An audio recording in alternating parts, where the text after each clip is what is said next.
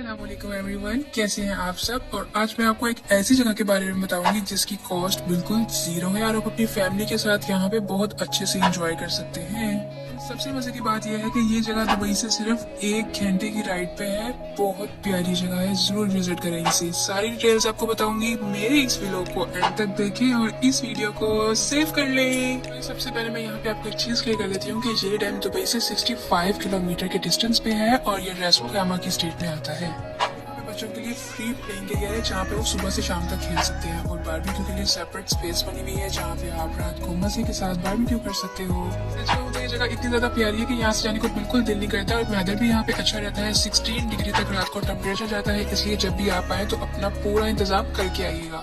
जिन लोगों को हाइकिंग का बहुत ज्यादा शौक है ना, यहाँ उनका शौक सारा पूरा होने वाला है। मौसम भी बहुत ज्यादा अच्छा होता है, आप अच्छे से एंजॉय कर सकते हो और अपनी कैंप भी लगा सकते हो। यहाँ पे सेपरेट हट्स भी बनी हुई है जिनको आप ऑक्यूपाई कर सकते हो।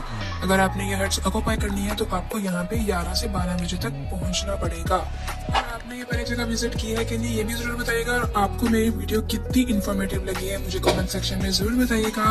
अपना बहुत सारा ख्याल रखें। अल्लाह हाफिज एंड बाय बाय।